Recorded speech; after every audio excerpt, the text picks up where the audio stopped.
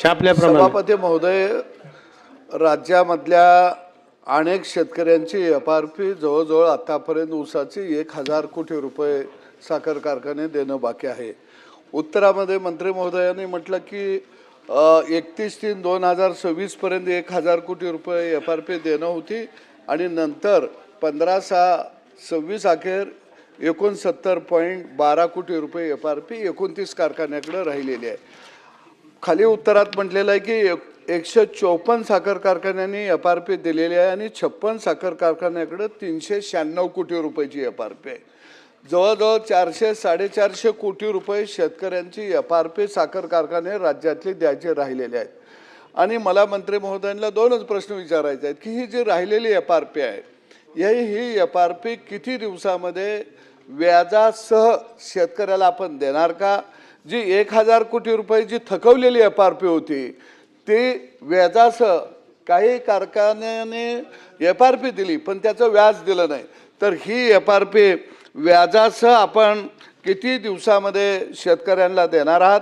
कारण आता कारखाने बंद होऊन 4 महिने झाले आणि आता पेरणी हंगाम सुरू झालेला आहे, शाळा सुरू झालेल्या आहेत, त्याला लेकरा बाळाला वह्या पेन्सिल कपडा भेटून त्याला पैसे घ्यायचे आहेत. मी प्रश्न त्यांना विचारला पण सभापती महोदय हा ऊस उत्पादकांच्या दृष्टीने महत्त्वाचा प्रश्न आहे.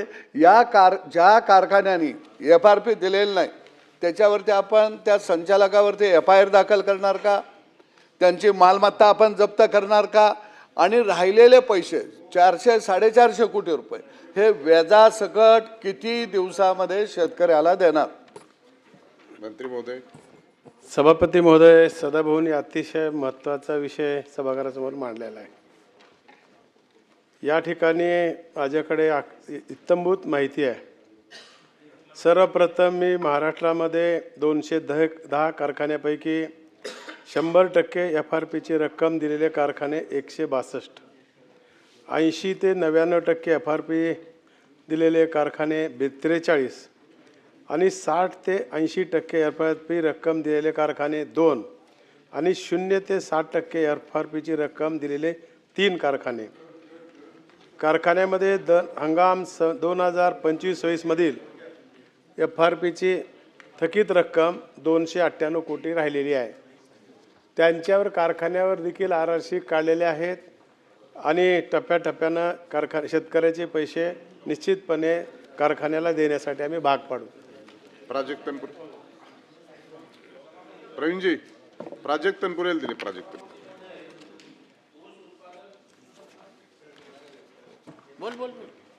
सभापती महोदय, कारखान्यांची एफआरपी राहिली मोठी गंभीर बाब आहे, परंतु बरेचसे साखर कारखाने कुठल्या कारणामुळे अडचणीत आलेले आहेत याच्याही खोलात सरकारने थोडं गेलं पाहिजे. माझ्या माहितीप्रमाणे बऱ्याचशा साखर कारखान्यांची हे जी ऊस पळवापळवी होते आणि तोडणी वाहतुकीचा जो खर्च आहे, वाहतुकीचा विशेषतः तो अक्षरशः टनामागं हजारच्याही पुढं आता जायला लागलेला आहे. मी याच्यामध्ये काय पूर्वीसारखी झोनबंदी करा असं म्हणत नाही, परंतु एखाद्या तालुक्यात बाहेरचे कारखाने आले की आम्ही बाहेरनं जावं हे करा, ह्या सगळ्या स्पर्धेमुळं जी तोडणी वाहतुकीची कॉस्ट आहे ती अव्वाच्या सव्वा व्हायला लागलेली आहे स्पर्धेमुळं. तर याच्याबाबत मी झोनबंदी करा असं म्हणणार नाही, परंतु काहीतरी एखादी बैठक घेऊन ह्याच्या बाबतीत काहीतरी धोरणात्मक निर्णय घ्यावा की जेणेकरून तोडणी वाहतुकीचा खर्च 100-200 रुपयांनी कमी आला तर ते शेतकऱ्याला पैसे जास्त मिळतील आणि एफआरपी अशी थकणार नाही. याच्याबाबत शासन काही धोरणात्मक निर्णय घेईल का? मंत्री महोदय.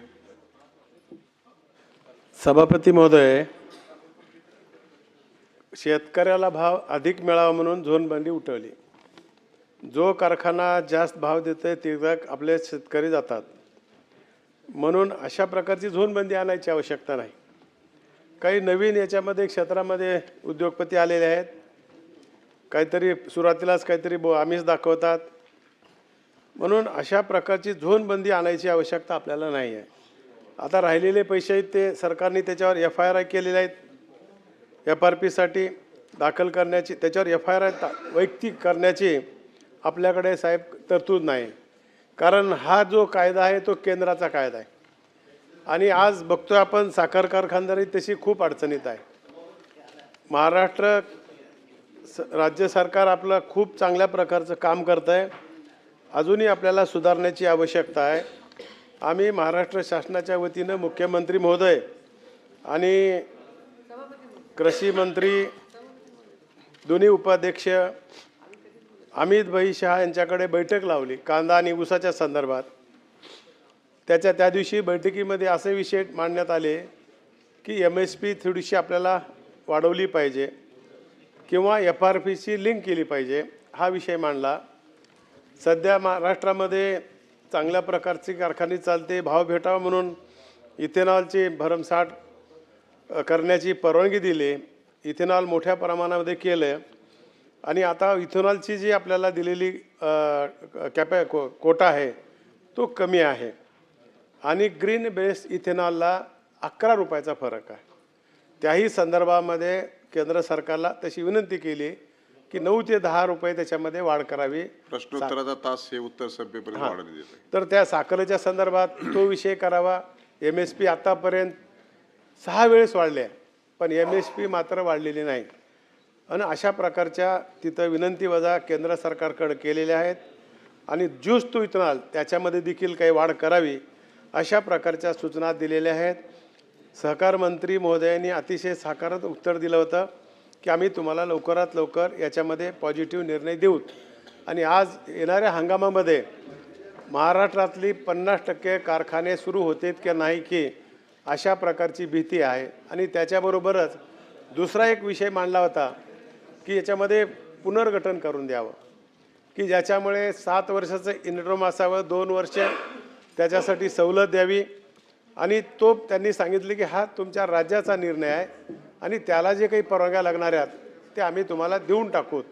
अशा प्रकारचं त्या ठिकाणी अतिशय चांगल्या प्रकारची चर्चा झालेली आहे. आणि निश्चितपणे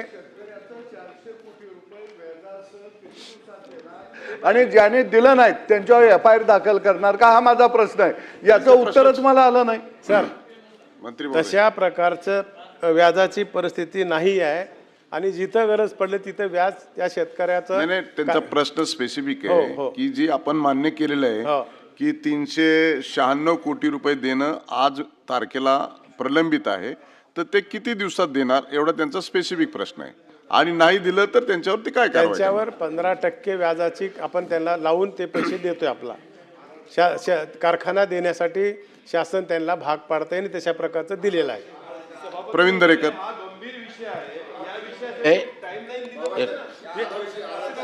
सभापती महोदय, ऊस उत्पादक शेतकऱ्यांना FRP मिळालीच पाहिजे याच्यामध्ये वाद नाही आहे. पण कधी कधी ऊसाचं उत्पादन त्या ठिकाणी वाढतं आणि साखरेचा दर कमी होतो, त्यामुळे FRPचा प्रश्न निर्माण होतो. आणि आपण RRCची कारवाई पण त्यावर सभापती महोदय करतो. सभापती महोदय, FRP थकल्यामुळे अनेक कारखाने आज बंद पडण्याच्या उंबरठ्यावर आहेत. मी बँकर असल्यामुळे त्या कारखाने चालवताना किती अडचण असते याची मला पूर्ण कल्पना आहे. केंद्र सरकारनं साखर कारखाना यापूर्वी पॅकेज दिलेलं आहे. NCDCने कर्ज योजना सुरू केलेली आहे. इथेनॉल उत्पादनाला सुद्धा प्रोत्साहन देत आहे आणि कारखान्यांना प्राप्तिकरामध्ये 10,000 कोटीची सूट दिलेली आहे. पण तरी आज 396 कोटी रुपये FRP थकीत आहे. आपल्याला सभापतीमध्ये कारखाने पण जगवायचे आहेत. कारखाने जगवले नाहीत तर त्या ठिकाणी FRP द्यायचा प्रश्न त्या ठिकाणी उद्भवणारच नाही आणि त्यामुळे शेतकऱ्यांना पण FRP मिळालीच पाहिजे. सभापती महोदय, यापूर्वी तज्ज्ञांनी FRP स्टॅबिलायझेशन फंडची निर्मिती केंद्र आणि राज्य सरकारने करावी असा उपाय सुचवला होता. कारण शेवटी कारखाना आणि शेतकरी हे दोघेही त्या ठिकाणी टिकले पाहिजेत, त्याच्यामध्ये नीट समन्वय पाहिजे. म्हणून आपण हा FRP स्टॅबिलायझेशन फंडच्या निर्मिती संदर्भात सरकारने काय विचार केलेला आहे याचं मला या ठिकाणी उत्तर हवं आहे. मंत्री महोदय, आताच प्रवीण भाऊंनी सांगितल्याप्रमाणे त्यांनी देखील अनेक कारखान्याला कर्ज दिलेले आहेत. कारखानदारी अडचणीत आहे. असं असलं तरी बी FRP दिले पाहिजे. ज्या कारखान्यांनी दिले नाही त्याच्यावर RRC काढलेली आहे. थोडे बहुत कारखाने राहिलेत आणि ज्या शेतकऱ्याचे ऊसाचं पेमेंट राहिले, आपल्याला दुसरं एक बघावं लागेल की काही कारखान्यांनी आणि शेतकऱ्यांनी त्या ठिकाणी करार केलेले आहेत आणि ते करार करत असताना काही रक्कम राहिली असेल तर शेवटच्या टप्प्यामध्ये ते देतात आणि त्याचे व्याज देखील देत असते. गोकुळ गीते. माझा खरा तर पॉईंट ऑफ इन्फॉर्मेशनमध्ये हा विषय होता, पण साधर्म असल्यामुळे हा विषय मी इकडे घेतोय. माझ्या नाशिक जिल्ह्यातील निफाड तालुक्यातील मोजे पिंपळगाव निफाड येथील KGS साखर कारखान्याकडे सन 2018-19 या गळीत हंगामातील ऊस पुरवठा केलेल्या 130 ऊस उत्पादक शेतकऱ्यांचे साधारणतः 1.5 कोटी रुपयाचे ऊस बिले आस्थागायत प्रलंबित असून हक्काची रक्कम न मिळाल्यामुळे शेतकरी गंभीर आर्थिक संकटाला सामोरे जात आहे. दरम्यान राष्ट्रीय साखर लवादाने आदेश केल्यानुसार 2025 मध्ये ग्रॅन्युअस कंपनी लासलगाव यांनी हा कारखाना विकत घेतलेला आहे सभापती महोदय. तरी राष्ट्रीय साखर लवादाने आदेशित केल्यानंतर पण साखर कारखान्याच्या प्रशासनाने या 2018-19 मधील ऊस उत्पादक शेतकऱ्यांची पेमेंट आस्थागायत दिलेली नाही. मी सहकार मंत्र्यांना आपल्या मार्फत विचारू इच्छितो की आपण सदर साखर कारखान्याला साखर आयुक्तांमार्फत काही आदेश देणार का? मंत्री महोदय. देणार सर. आत्ताच मी सांगतो, त्यांचं कंप्लीट थकीत FRPची रक्कम व्याजासह वसूल करण्यात येते सांगितलं आहे. RRC द्वारे सदरची रक्कम वसूल केली जाते. रक्कम दिली नसल्यास पुढील वर्षाचे लायसन त्या कारखान्याला देत नाही. आणि राज्यामध्ये 40,000 कोटीपैकी 298 कोटी फक्त शिल्लक आहे. 99.26 कोटी या ठिकाणी पर्सेंटेजमध्ये FRP दिलेली आहे आणि राहिलेली आहे ती देखील आम्ही द्यायला भाग पडू. श्रीकांत भारती. हा प्रश्न खरंच खूप गंभीर आहे. आपण सरकार एकीकडे शेतकऱ्यांच्या कर्जमुक्तीचा विषय करतं, दुसऱ्याकडे 400 कोटी रुपये शिल्लक आहे. आमच्या सगळ्यांचं म्हणणं एवढंच आहे की तुम्ही देतो म्हणताय, फक्त त्याचे कालावधी घोषित करा ना, की टप्प्याटप्प्याने देतो. म्हणजे टप्प्याटप्प्याने काय 2 वर्षांनी देणार आहे का? सभापती महोदय, त्याचा एक काळ आहे, त्यांनी स्पेसिफिक काळ घोषित करावा की एवढ्या पिरियडच्या अंतर्गत आम्ही हे पैसे देऊ आणि व्याजासह देऊ म्हटलं पाहिजे ना. त्यांनी त्याच्या अगोदर साखर विकली, सगळा व्यवहार व्याजाच्या आधारावर साखर कारखानदार करतात आहे. मग तुम्ही व्याजासह का देत नाही? कारण हा शेतकऱ्यांचा पैसा आहे. 2च मुद्दे सभापती महोदय, टप्प्याटप्प्याने करतात, त्याचा कालावधी कुठला आणि हा व्याजासह दिला पाहिजे. आणि एक मुद्दा महत्वाचा राहतोय सभापती महोदय, ह्याच्यावर काय फौजदारी गुन्हे दाखल करणार तुम्ही, त्याच्यावर सुद्धा विचार केला पाहिजे. मी सांगितलं आता, आपण सांगितलेलं आहे, फक्त त्यांचा मुद्दा असा आहे की किती वेळात ते सुद्धा सांगितलं. काही ठिकाणी कारखाना आणि शेतकरी याच्यामध्ये करार केलेला आहे. त्या ठिकाणी काही FRP राहिलेली असेल तर त्यांना देखील व्याजासह देण्याची आम्ही या ठिकाणी गवाही देतो. ओके. प्रश्न उत्तराचा तास संपलेला आहे. कागदपत्रे सभागृहाच्या पटलावर ठेवणे. कागदपत्रे सभागृहाच्या पटलावर ठेवणे. माननीय उच्च व तंत्र शिक्षण मंत्री दादा